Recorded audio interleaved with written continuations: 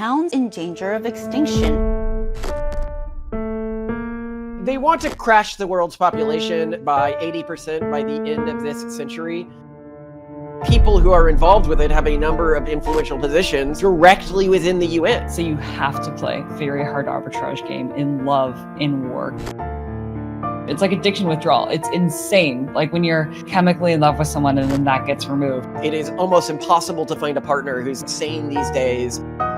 Why did it release a report that the world needs to stop caring about fertility rates and start caring more about women's rights? Is because this is their goal. Like, it's going as planned. People are like, well, it's not that bad in the United States. And I'm like, well, actually, if our fertility rate keeps falling at the rate it has in these past 10 years, and we project that forwards, you're talking like 95% population collapse. Would you like to know more? Yo, what up? It's DOENUT, and you tuning in to all your Illuminati news. And we are here with, oh my goodness, Malcolm and Simone. I am so grateful that you're both here. I just can't wait to get into this. How are you both doing? I am so excited to be here. I have been going deep on your episodes recently. They are so fun. We live in this world today where there are so many obvious truths that are being obfuscated from the general public. And there are so many layers as you dig through this, whereas I think falling fertility rates, which is what my wife and I are known most for, the quote unquote elite couple breeding to save mankind meme. What did Politico say about us recently? I love this one. The far right's campaign to explode the population. I love that's what we're known as. So the media, we have unfortunately stuck our nethers in a beehive and hit it a bunch of times. God. By calling them out on this population situation that exists in the world right now, that a lot of people, I think even people who are skeptical, people who are questioning the general narrative, they are unaware of how extreme it's gotten at this point, and they are unaware of how quick the consequences will be seen. And they're also, I think, unaware of, with receipts, how much people saying like, we want to crash the world's population 80% are like running things at the UN and stuff like that. Like, it is one of those things where it is a conspiracy theory in the narrative format it films, but it is just a bunch of easily verifiable facts. So if I'm talking about like how extreme fertility collapse is, I started caring about this when I was in Korea. South Korea has beaten its own record in having the world's lowest birth rate, plunged to 0.72. That was in 2023. And that is far below needed to maintain a stable population. And things are feared to be getting worse. At Korea's current fertility rate, even if it doesn't continue to collapse, for every 100 Koreans, there's going to be around 6 great-grandchildren.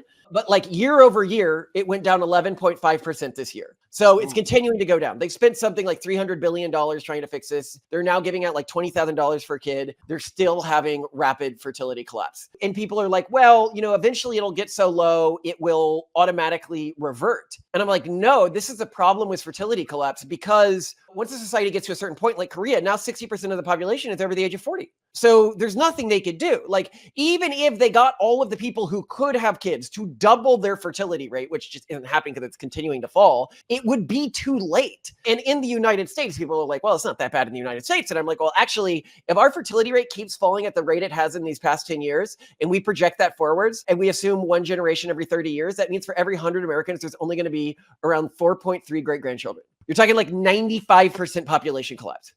Okay, but we can fix this with immigration, right? That's what they always tell you. You can fix it with immigration. I'm like, even by the UN's own statistics, which famously inflates this, Central America, South America, and the Caribbean collectively fell below repopulation rate all the way back in 2019. So we are farmers with unsustainable water management practices, draining our neighbor's pond. We're like, we can use our neighbor's pond. And I'm here pointing out that pond's evaporating.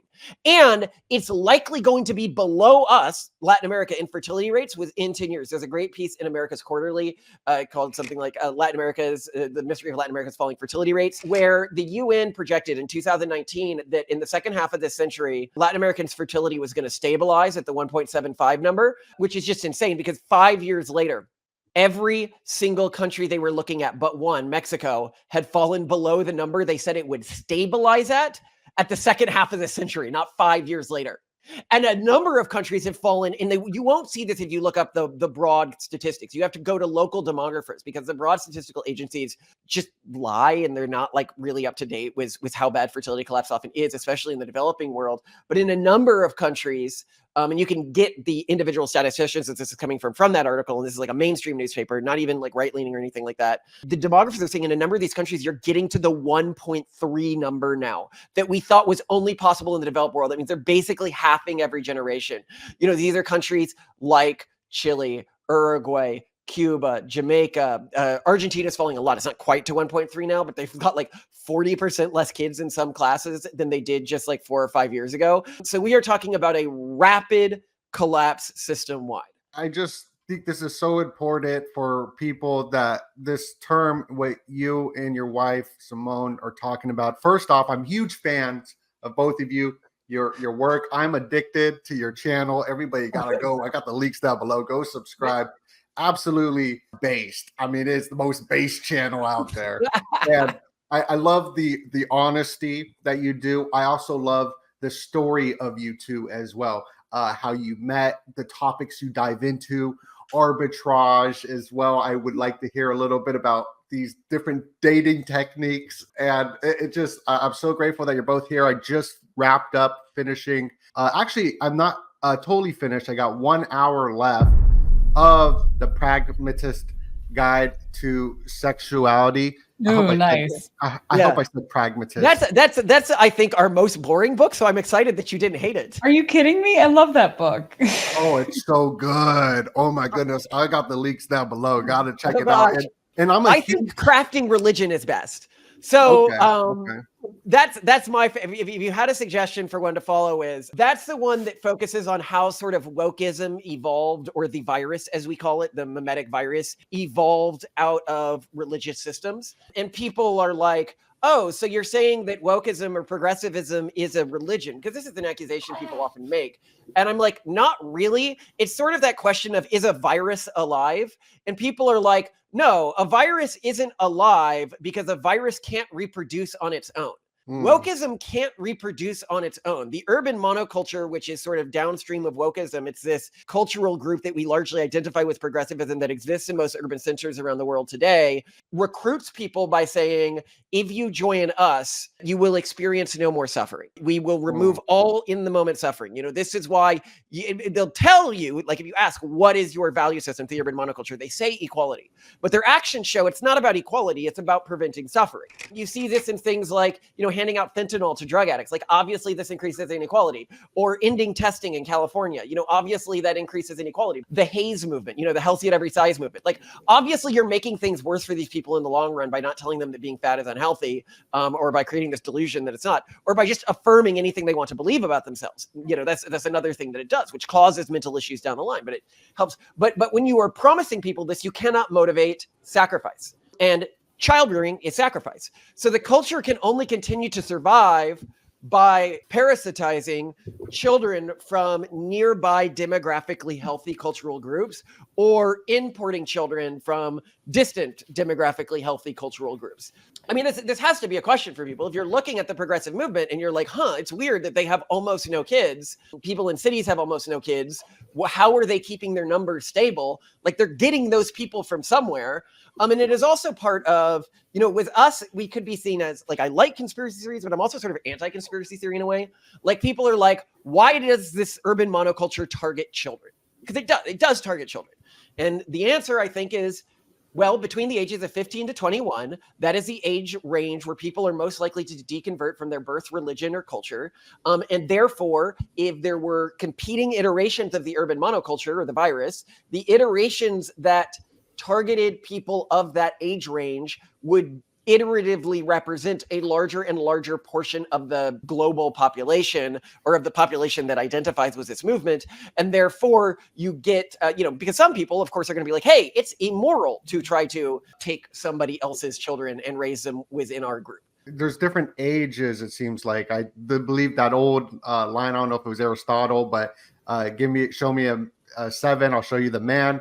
There's different stages of development. Even the rebellious stage as a teenager in those years, That's when dare comes in, and they're like, don't do this, but like that's the rebellious stage. And what you're talking about is hopefully I'm connecting the dots, is that this also aims at 15 to 21 as well, and it goes more into religious stuff. But you were also bringing up addiction. God willing, I'll have 9 years sober on Friday. We'll see what happens. I don't know. Congrats. That would be cool. I don't know if this goes into hedonism versus objective function. Yes. Okay. So it does to an extent. So, sorry, I'm doing so much of the talking. I'm not letting Simone talk. But hedonism is the so objective functions. I'll just explain this concept of objective function that we talk about in the Pragmatist Guide to Life. It's sort of a different conversation than this, and it's something that we're actually going to elaborate on in future videos because we've been developing the concept a lot. But the idea is some people sort of live their lives just doing whatever they want, right? Like that sort of status maxing, or right now, I think a particularly toxic mindset we have on the right, which is one of the things we always talk about. It's not just the left that has a gender dysphoria problem. With gender dysphoria, people will say, well, I'm trying to be like trans, and that's what causes it. And they will build their identity and define moral action around whether an action aligns with a gender identity. But I think that the right also has a problem with this, where on like the extremist red pill and stuff like that, where they begin to define their personal morality around how masculine something is. Like I have seen influencers, they will encounter a challenge in their lives and they will ask, what is the more masculine response to this challenge? Instead of what an objective function is it's taking a step back and saying, what do I value in life? Like, what do I think is good in this universe? And then going down the path that in every challenge that you meet that follows this outcome. Religious people can have objective functions. Like the objective function can be, okay, I think that this is what I am commanded from God to do. But not all religious people have an objective function. Generally, if you're dividing religious people in objective function or not objective function, do they have a deontological ethical system or do they have a consequentialist ethical system?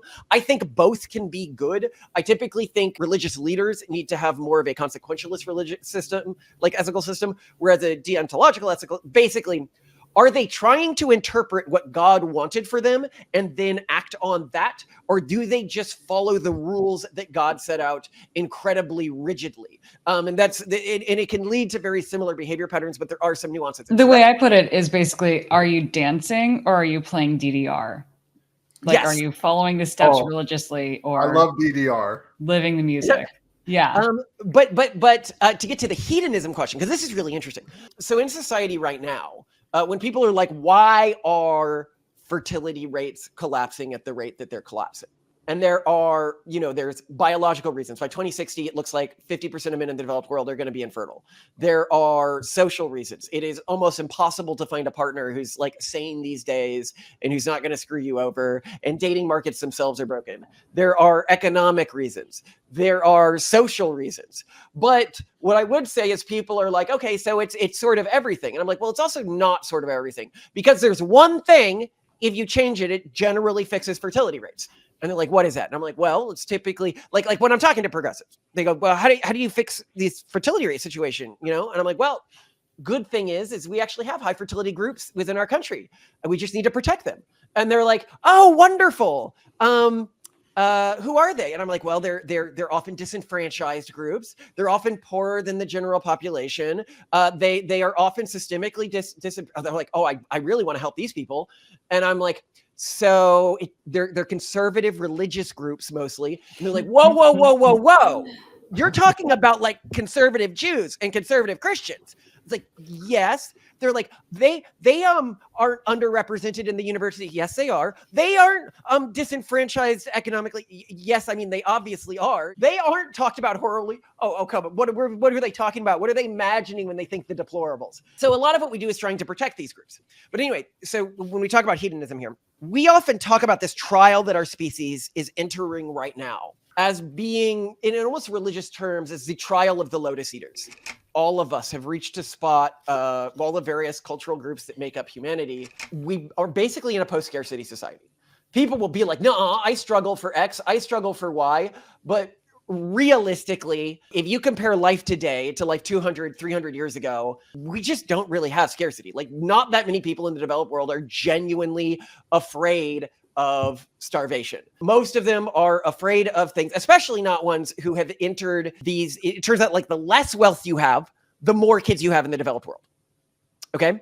So the more temptation that like wealth buys you, the fewer kids you have, right? Often. And so the question here is, the trial of the lotus eaters, really, I call it that. It's lotus eaters in Greek myths with this island where there was something that was like so addictive and so pleasurable that as soon as you ate it, you couldn't leave the island. You just sort of fell into this stasis of hedonism. And that we as a species right now are experiencing this trial where I think that this is the core thing that is causing low fertility rates, is just the plethora of other options, other world frameworks that are easier to fall into, other everything, right? Like there are so many temptations around us. Wow. And it's funny because like I'm coming off the backs of your book, which took like, I don't know, it took like less than a week to listen to, because I listen on regular speed. I don't like to do the double speed because I don't know, I talk slow, I move slow. But it was funny. I jump all over the place too.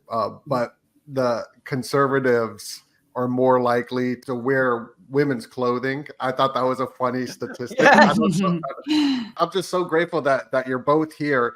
And I really wanted to just show my audience too this term natalism. Your work has changed not just my life, but my friend's life in profound ways, where like you'll say just certain little things that just shift the thinking. And I've been on a journey to get wicked smart. That's been like my journey, because I have been brought up in the social engineered culture of, it's pretty Aleister Crowley kind of do what thy will, like, and the pleasures, just seeking out pleasure and not goals and not having a family. So I wanted to bring this term natalism. Pronatalism is the term we prefer to use, but natalism is what Wikipedia uses. Because I mean, so just as to why we do this, we like to contrast ourselves with the anti-natalist movement, which is actually bigger than us at the moment. A lot bigger. So if, for example, if you look at different subreddits, the pronatalist subreddits are pathetically small, almost non-existent in comparison to anti-natalism. And even the size of really extremist anti-natalist subreddits, for example, the Elephant subreddit, which is life spelled backwards and is just about non-voluntary deletion of the human race, essentially, it's sizable. And this philosophy is really growing right now because a lot of people in the urban monoculture, they want to believe that they're righteous, but they know that they haven't made a sacrifice that other people are making. And through that, within their own moral framework, we are committing violence against them. Because every time they look at a wholesome married couple with kids and they're like, why didn't I make the sacrifices? So not only have they made sacrifices I haven't had, but they're being rewarded in ways that I'm not being rewarded. They cannot, like that's a form of violence against them because it makes them doubt themselves. Within this world, feelings are violence. And so they then react to this by creating an ethical framework that says actually not having kids is a moral good. And actually, we are creating sin by having kids. In that video you just showed, the UN conspiracy. Yeah, everybody, I'll have this link down below. Go watch it. Absolutely incredible. Look, you're using It's Always Sunny is my favorite show next to The Office. It's The Office. And it's funny you brought up DDR, Simone, because I seriously, I'm the best DDR player, but when I was younger. Amazing. Yeah, and I haven't heard that term DDR in so long, so it just that's sad. Yeah, I went to competitions and stuff. No, oh my god, that is amazing. Oh my god, so you're like actually talented. Yeah, the butterfly. Yeah, song 2. Yeah, me and my best friend at the time at Temple, we learned DDR and we had all the moves where we would switch sides, and it was great. Yeah. Yes. It was cool. Yeah. This video mostly talks about an organization called Earth for All, which is co-chaired by the co-chair of the Club of Rome, which I'm sure your audience knows about. So tell us a little bit about it. They want to crash the world's population. Earth for All explicitly says they want to decrease it by 80% by the end of this century. The people who are involved with it have a number of influential positions directly within the UN. Like people are like, they're looking at me and they're like, okay, why does the UN keep misreporting the numbers? Like, why does it keep overstating fertility rates? Why did it release a report that the world needs to stop caring about fertility rates and start caring more about women's rights and immigration? And the answer is because this is their goal. Like, it's going as planned. Everything is going as planned for this organization right now. If there is any sort of downside for them, it's what happens when we reach the other side of this. Because the groups that they are mimetically sterilizing are the groups most similar to themselves. You know, when we reach the other side of the trial of the Lotus Eaters, as I call it, we will be among only the people who stuck with the ethical and moral frameworks that were able to help them resist the temptations of modernity. And when we reach that world, the entire global system is going to be in a very different place. Like, a lot of people are like, oh, the pronatalist movement, you must want to flood the world with kids. And I'm like, that is absolutely impossible at this point. Like, if we're on the Titanic, we're hitting the iceberg no matter what. We are readying the lifeboats and beginning to discuss how we work amongst the other lifeboat captains, basically. We are a movement right now that is taking this sort of cultural detente where we're not fighting each other yet. Because the positive thing about the urban monoculture is it has created a detente amongst all of the conservative religious groups to an extent. But when the veil falls, we are entering a battle royale, basically.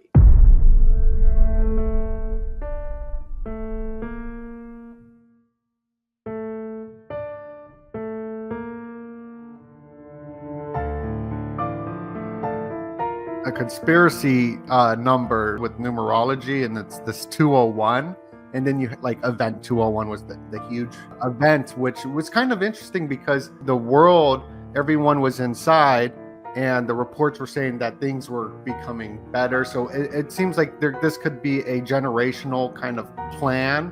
Elon Musk tweeted this a while ago about the fertility slump, and this really put it on the radar for a lot of people, but he highlighted this number 201 right here, and even report 2100 years, year 2100. One of the things that is I think somewhat unique about us when contrasted with your audience, potentially, or some of your audience, is that we are incredibly pro technology. Like, we see Elon as like an ally in every sense, even in what he's doing with Neuralink, because and I know Sign of the Beast, everything like that, but I haven't seen him actually do all that. He appears to be genuinely trying to open up more freedom of speech and genuinely fighting the powers that be. So I don't see any sign that he would be implementing that within his chips. But to the point here, there are multiple ways through the Valley of the Lotus Eaters. The easiest way is to take a poker and blind yourself.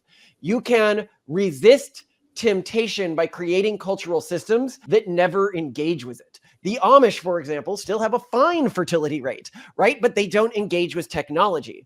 The problem with paths that get through, so one way is to resist temptation by not seeing the temptation, by isolating yourself from it. The other path through is to fortify your spirit so that the temptation itself does not tempt you, so that you can utilize the tools of modernity without them corrupting you. The danger is if all of the righteous groups, because I think many of the groups that are choosing to blind themselves are righteous, if all of the righteous groups blind themselves, when we get to the other end of this, there's going to be countries like, say, maybe China will like institute enforced fertilization, and they'll be one of the groups that gets through this. Or some company ends up breeding people and then like breeding them without certain proteins, so they have to work at the company for the rest of their life. Well, if these groups have access to genetic technology and advanced AI and human computer integration, then they will be able to remove our cultural autonomy. The Amish are only Amish because we let them be Amish. Like, America lets them be Amish. If the surrounding cultural groups are aggressive to you and higher technology and higher industry than you, then you don't have cultural autonomy. So I think a lot of people wonder why we're so pro-tech, and that's why. It's the only path towards defensibility that we see. And then people also wonder, why are we so pro-pluralism? Like, why do we advocate for a world in which multiple cultural systems exist? And the answer, again, is for existential reasons. I believe that once this detente ends in cultures, like when the Roman Empire fell, all of the states started fighting. That's what we're likely to see in the world today. And we're already beginning to see the walls fall in places like the Palestine-Israel conflict right now, is that every group that's pluralistic, that is okay with people other than them existing, is innately an ally with every other group that's pluralistic. It basically automatically grants you a large group of allies to fight this particular conflict. And I also just see it as a moral good. Like, I think that, diversity, ideological diversity, I think is one of the hallmarks of the right now. And one of the hallmarks of the left is the goal to stamp this out. When I talk about the urban monoculture, people are like, come on, the city isn't one culture. Like, progressivism isn't one culture. There's like progressive Catholics and progressive Jews and progressive Muslims. And I go, okay, ask those progressive Catholics, progressive Jews, progressive Muslims, what are their views on sexuality? What are their views on gender? What do they think people's roles are in a relationship or marriage? Like, what do they think our relationship to the environment is? What do they think happens to people after they die? What is their broad world cosmology? They're going to have identical answers across the board. If I ask conservatives of those groups the same questions, they're going to have wildly different answers because they're actually of different cultural systems. The Anatomy of an Urban Monoculture is a good video on this, but I want Simone to talk more. I've been monopolizing. Simone! Malcolm says everything more articulately than I do. But I think the really important thing about demographic collapse is we're seeing it discussed, and why, again, Malcolm really likes using the term pronatalism and not just natalism, is this is, in the end, an existential struggle between what we would call expansionists, or people who are pro-human, and people who really, in the end, are just fighting for the extinction of humanity. These are people who, when we bring this up in dinner parties, say, well, wouldn't the planet be better off without any humans on it? And we have to keep in mind that that's what this struggle boils down to. This is not about reproductive rights. This is not about religion. This is not about politics. This is about human good or human bad.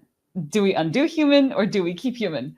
And it's kind of scary that now it's becoming pretty mainstream and pretty popular for people to resent their existence, to resent the existence of all of humanity, and to think it would be better if just there weren't any humans at all. Yeah, and I want to elevate what Simone's saying here, because if you don't have like progressive friend groups, like we hang out in New York, Simone was, managing director and then helped recruit for secret societies. Like, we're very familiar with those communities, and I'm probably going to do another episode with you that goes a lot deeper on behind the scenes. I'm so excited. I'm so excited. You regularly hear in these communities when you bring up falling fertility rates, but would it really be that bad if the species went extinct? And it is such an odd thought when you put it in a historic context, because in a historic context, even when we were fighting against, what I see as pure evil, like communism, you have that Sting song, I hope the Russians love their children too. In every other conflict we've had as a species, at least we knew that the side we were fighting against wanted some future for the species. They had kids, they loved them, they wanted. This is no longer the case. This is genuinely a fight between a group that wants a future, that is optimistic, that has a connection to their traditions, that has pride in who they are, that is pluralistic, that wants a thriving future for our species, and a group that genuinely it wants to see all life erased, is deeply nihilistic and deeply, when it converts people, that's the thing. People think when you fall to the valley of the lotus eaters, you get rewarded, but you don't. When you adopt a cultural system that says, be whoever you want to be, in any moment, just be affirmed for whoever you want to see yourself as, do whatever gives you pleasure in the moment. There is no reason for restriction so long as your actions don't affect other people. This does not give people happiness when they fall into it. It causes deep, deep mental distress. And we see this with the explosion of the mental health crisis and the number of young people that I see falling to this nihilism is deeply saddening to me. And then this is confounded and reinforced through the fact that because negative emotional states are violence to them, when they see others in more traditional systems or with other cultural systems who are happy, wholesome lives, you are committing a form of violence with them and are existentially a threat to them. Being in I'm in Scottsdale, and it feels, there's this guy who came out talking about the loneliness epidemic, right? And I don't know what's going on with that, but being in addiction and being in recovery, having a purpose, it brings so much more dopamine to being a service than it does with that instant gratification. And our society is just built on instant hits of dopamine, everything that y'all talk about. Everybody go subscribe. Yeah. Right now. Well, their I YouTube appreciate this. channel. Well, I love what Simone says about this line that you came up with, Simone,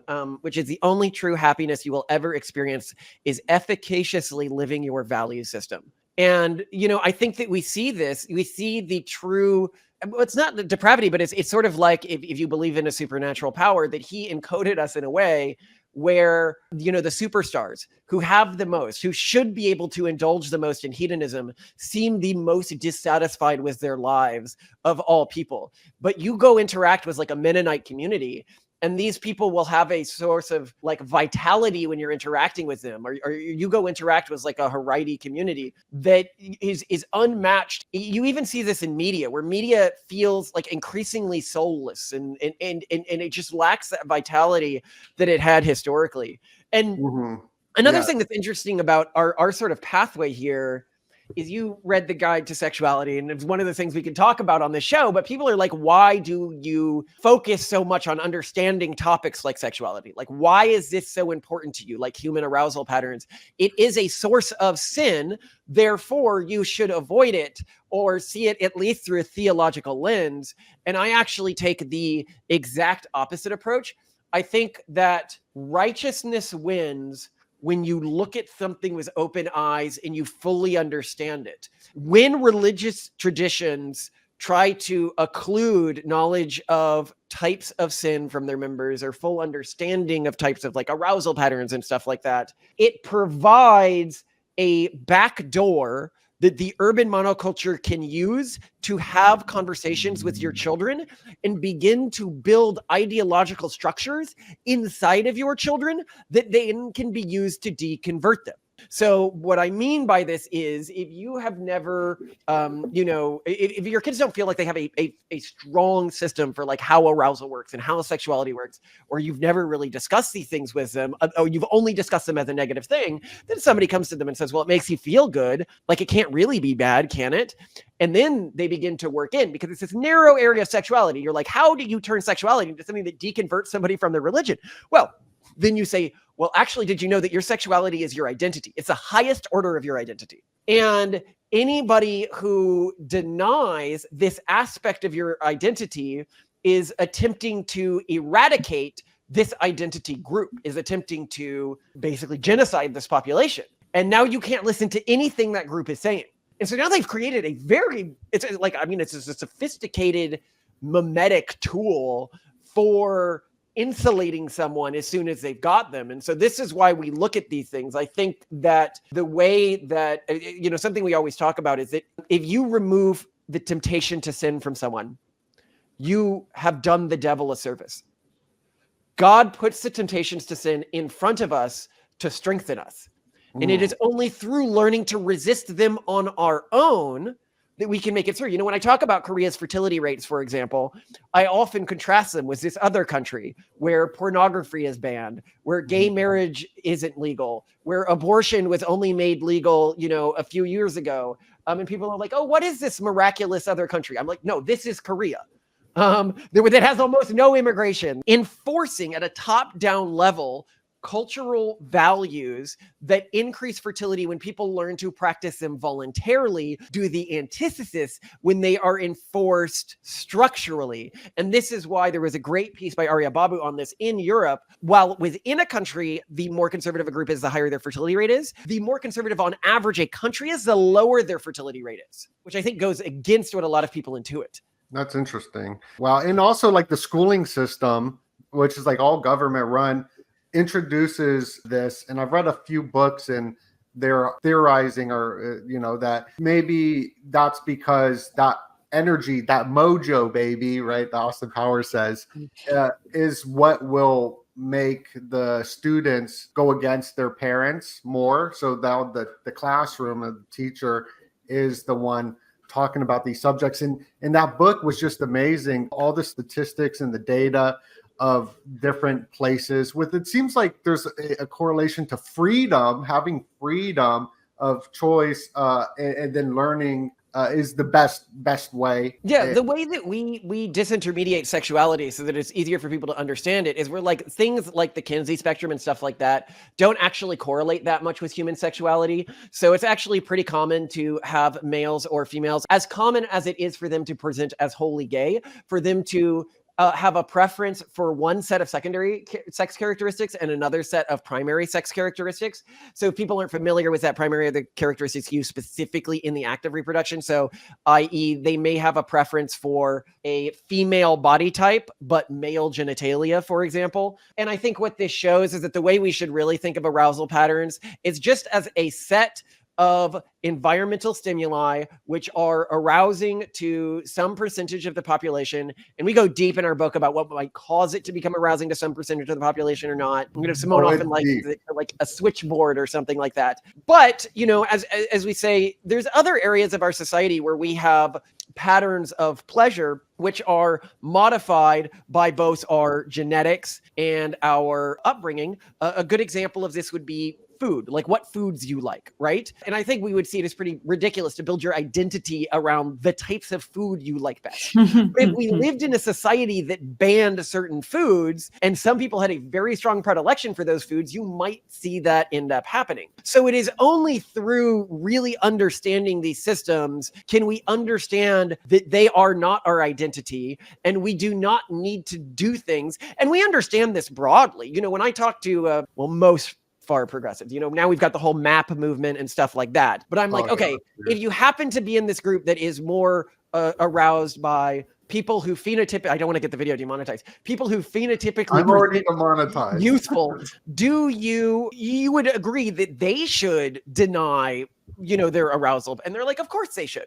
And I'm like, and you deny your arousal patterns all the time when you're hanging out with a friend and you find that their spouse is attractive or something like that. Like you choose to deny that. Why is it so sinful that some cultural groups, and keep in mind, even us, like if I had a gay kid, I'd be like, do what you want. But I do not have a problem with different cultural groups that say, don't do what you want, you know? I mean, we argue that the progressive attacks on these groups are often pretty narrow-minded. They're like, oh, they're just saying suppress. And that's often not the way these groups are constructed. So if you look at like Catholic system, for example, the Catholic system, I think it's around, in some studies, 50% of Catholic preachers are same-sex attracted. So you get this system where it's like ethically sourced eunuchs that prevents a level of corruption within the church. Or you look at the Muslim system. Well, in Muslims, if you're born same-sex attracted, it is recommended that you go through gender conversion, which is ironically what the progressives have like reconverged upon accidentally, like ultra-conservative Muslim views about what to do when somebody is same-sex attracted. Now, I don't agree with either. I actually say, you know, again, for our kids, but I do not have a problem with different groups existing that have different systems, so long as we can all agree, hands off my kids. And then people are like, well, what if it increases the kids' risks of suicide, right? Because you hear this all the time. That's so horrible that you're doing that. And I'm like, it's very interesting. Well, did you happen to know that religious children, like specifically Christian children, are at much lower risk of suicide if they're depressed?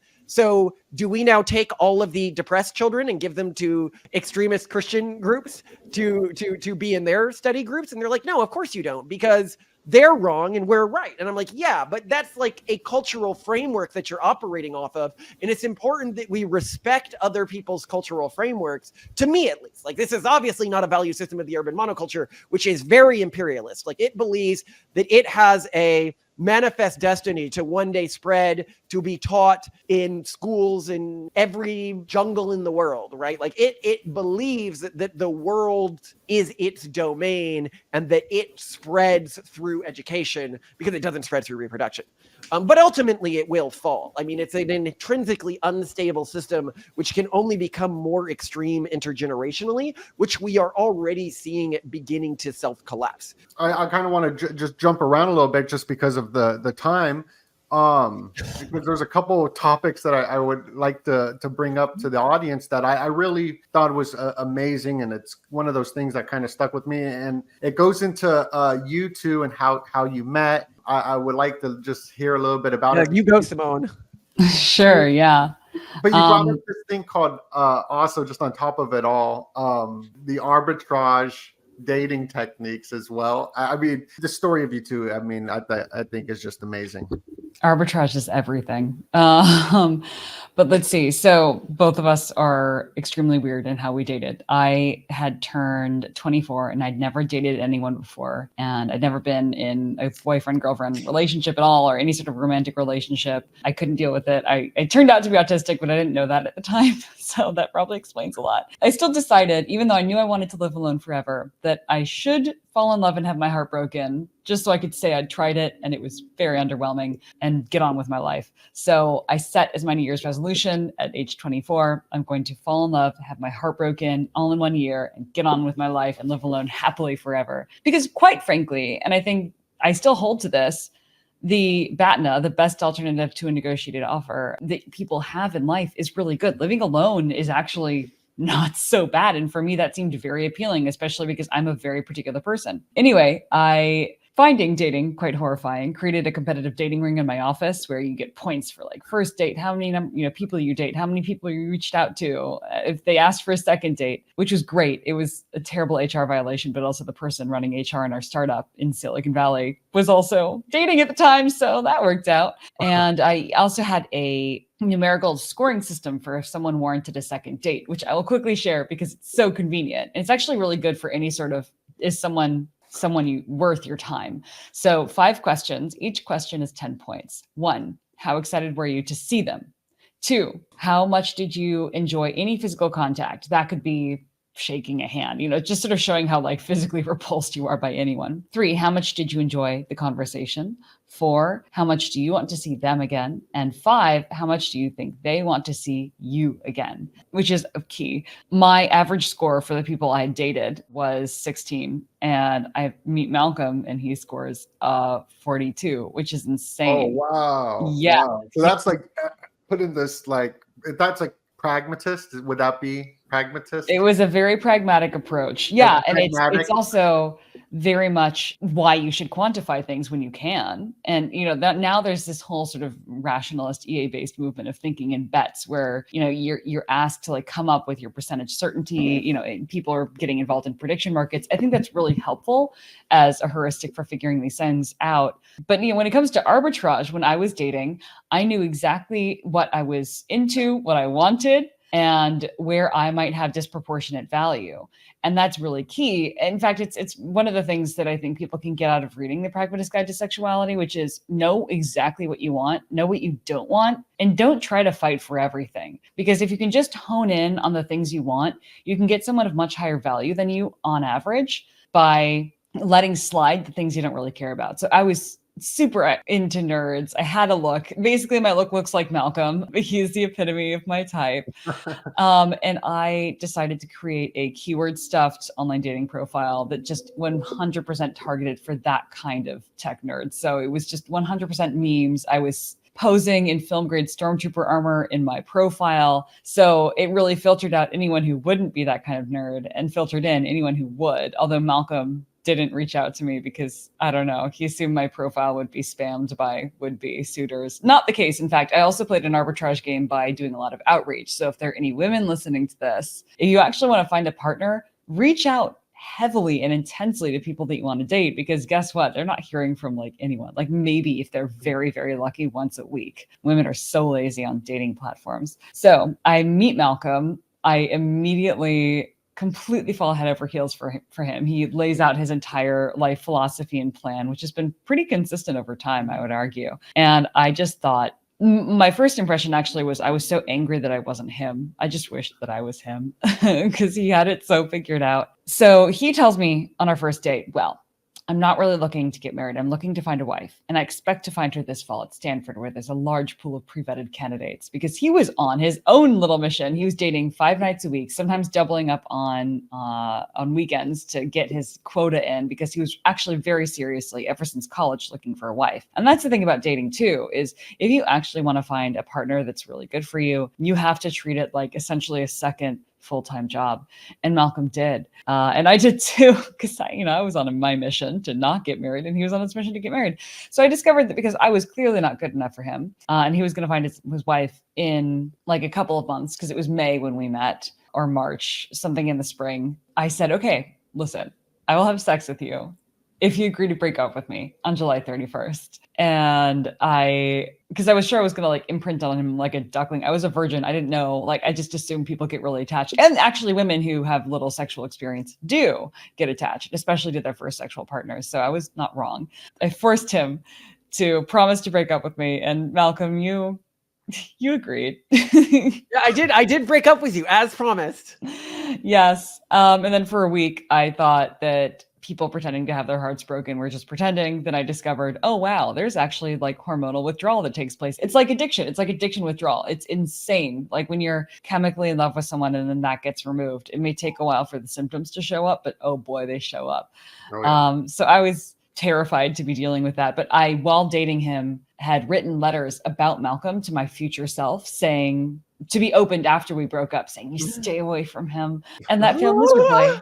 So after, I guess, observing his options at Stanford, he ultimately decided to come back to me. We got married. Everything in my plans went terribly wrong, and my life has been better than my wildest dreams ever since. But that is how we met. Yes. Well, Wow. and I'll elevate this concept of arbitrage really quickly and how it works in this setting. When you are dating, it is useful to be aware of the things that you value in a partner that society doesn't value, or the things that society values in a partner that are not relevant to you. So I can detail how you're not as sensitive to. How Malcolm played arbitrage, for example, because there's a lot of guys that we've tried to match up, really great guys, amazing, high caliber, very smart, etc., who ultimately make really poor decisions because they're unwilling to play an arbitrage game. They want basically an out of the package perfect partner.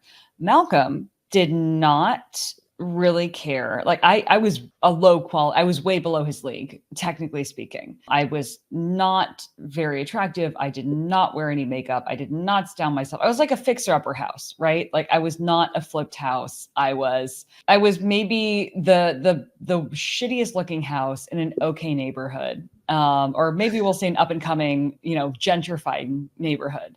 And he decided to go for that.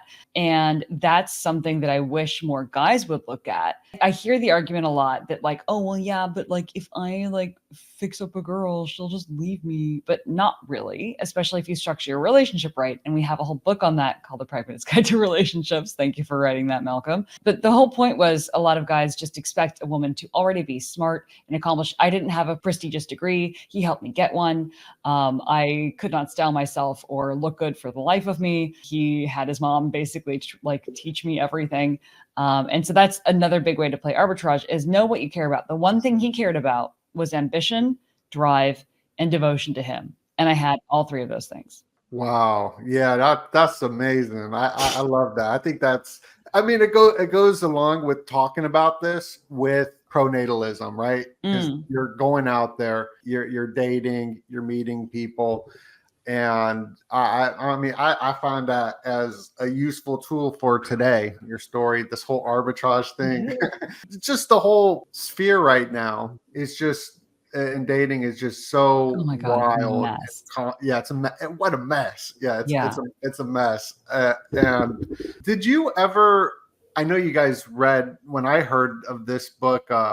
A Billion Wicked Thoughts. I've heard of this book and we cite it in our book, but I've never actually read it, which I think is actually really important in understanding human sexuality. And it shows in the conservative right sphere, you will see a lot of, especially for whatever reason, female influencers who are like, porn has made men want to like choke women in bed and like, do like, hit women or whatever. And it's all porn and it's all corrupted men's brain. And I'm like, excuse me, you can look at the statistics. It's women who are asking for that more than men who get turned on by doing that.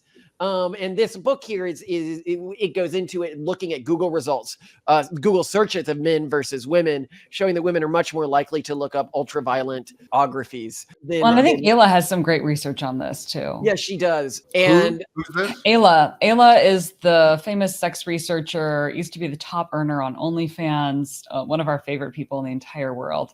Highly recommended, AELLA. You can find her on Twitter. She gets...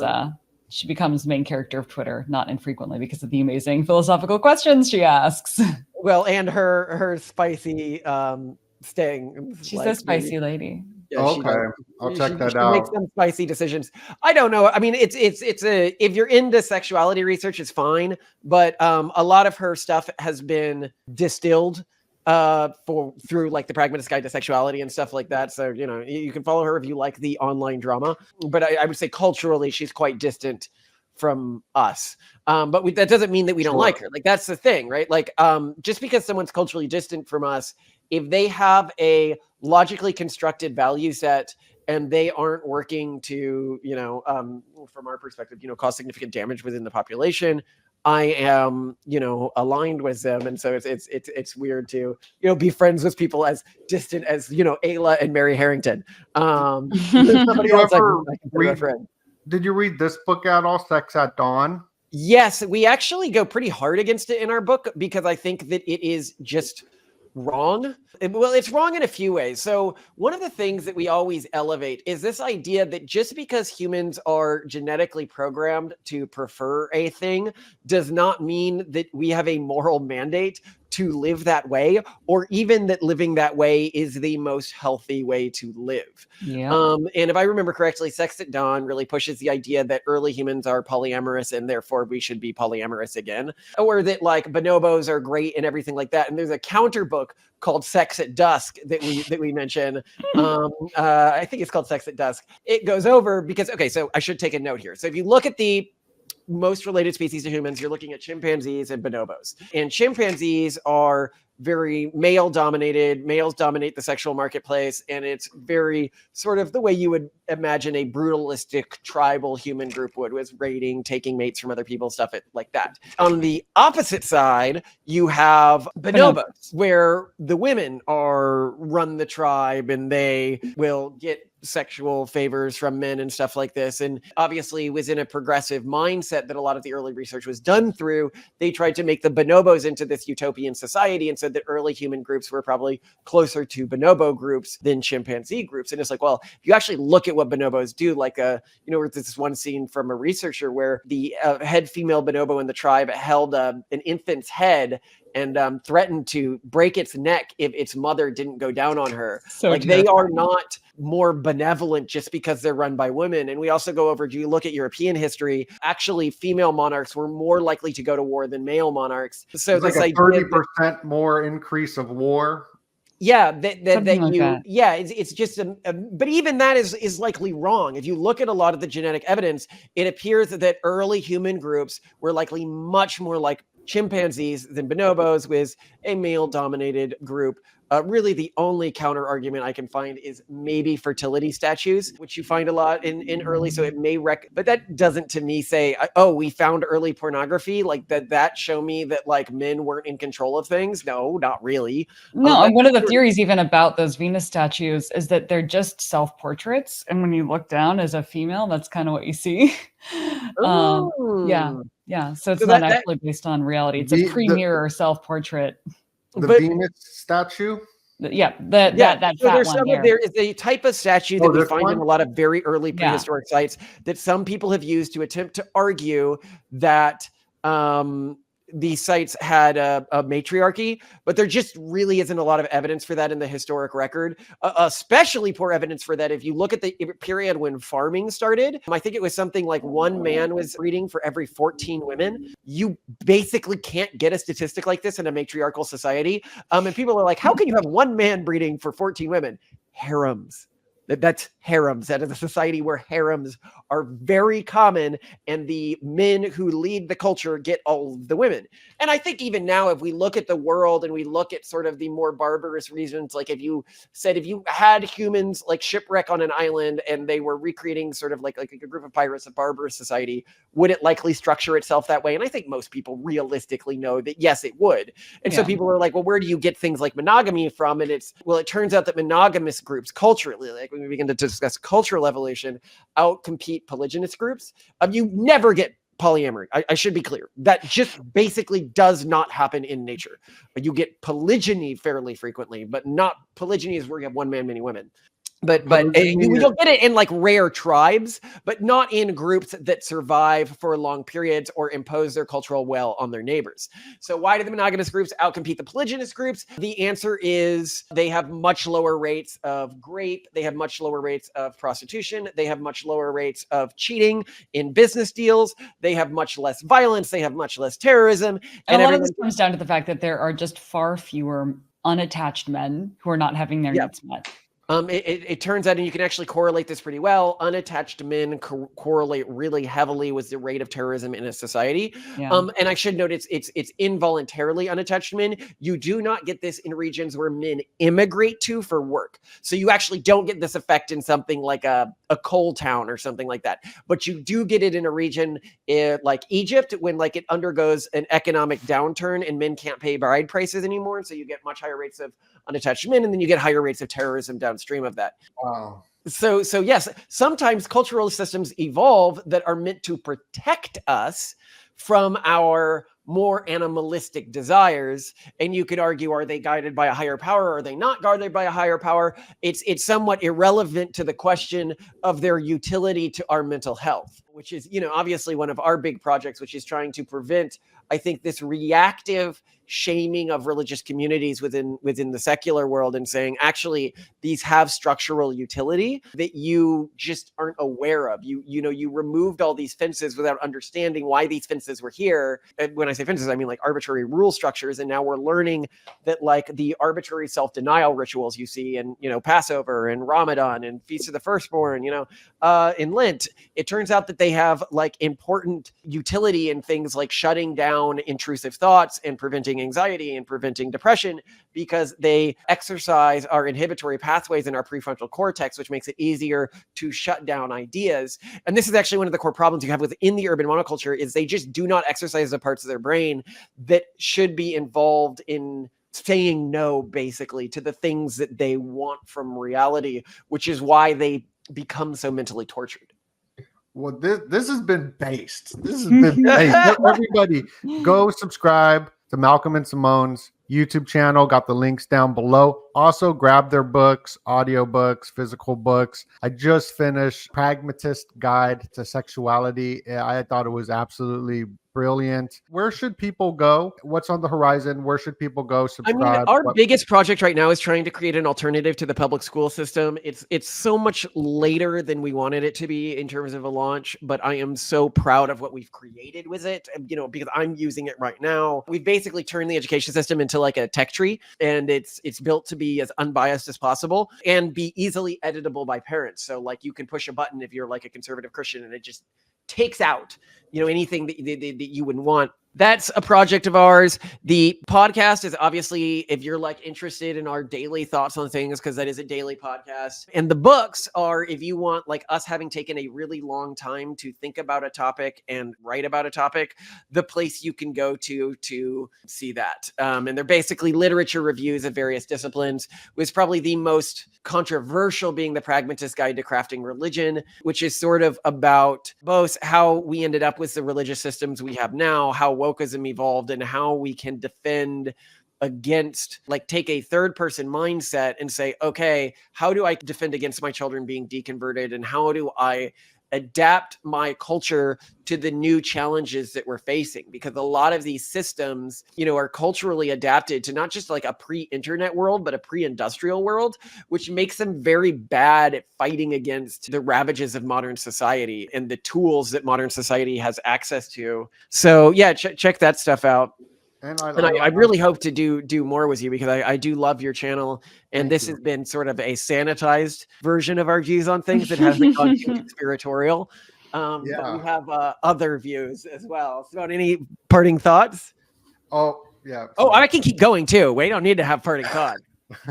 I would just say, yeah, we really love your channel. We love the work you do. And thank you. I really appreciate that you hone in on the concept of arbitrage, because in so many things, aside from just succeeding in the dating world, the whole point of our education system, for example, is about arbitrage. It's about finding your weird, lumpy skills, what you really love doing, and then being the very best at that. And in an age in which giant forces are trying to unite against humanity on the whole. Also in an age of AI and people being massively made redundant by technology, being laid off in droves and being not needed, only the lumpy shall prevail. So you have to play. Only those who really play a very hard arbitrage game in love, in work, in everything are going to win. So I love how you always hone in on the truth. You find it. And I hope we get to talk again. Oh, And so that's the dope. beauty of our age. You know, a lot of people bemoan the challenges that we're beset with, but to be born into an age where the powers of, I think, good and evil are so, to me, clearly consolidating themselves at other sides of the playing field. And you get to fight in this particular, I think, one of the most, in terms of ideological battles, you know, one of the most clear cut, because I think in some ages, that's not the case. You look at some of the battles in history and it's like, well, both of these sides had some good points here. This is not one of those periods. You know, this is Allies versus the Axis. This is one of those periods where you can dedicate your life towards something that is holistically good and even more blessed. You don't have to like go out and kill people to do it. You just have to have kids and give them a good childhood and share information and build alliances with groups that are value aligned with you so that we can have something for our kids. Because, you know, one of the things we talk about that we haven't really talked about on the show is when this goes down, when this fertility collapse goes down, so many of the economic systems we've built are going to collapse. You know, we've taken out debt at every layer of our economy, from our land to our human capital in the form of student debt, to our companies, to our states, to our nation states. And when things start to shrink on average, as they will, you know, things have been growing on average because the number of producers and consumers has been growing exponentially forever of human history. Many of the economic systems and pleasures people take for granted are not going to be accessible by our kids. And I think our parents' generation, they didn't really appreciate this. But for us, you know, I would say culturally, sort of hoarding and building cultural defensibility is much more important than it has been historically, because we're in, you know, as we often say, the last age of plenty for a while. And our children and the generation after us will not forgive us for every indulgence we succumb to. Buckle up. Wow. All right, everybody. Make sure to smash that like button, share the video out. Much love, and God bless y'all. That's pretty good. But try it like this. Donut.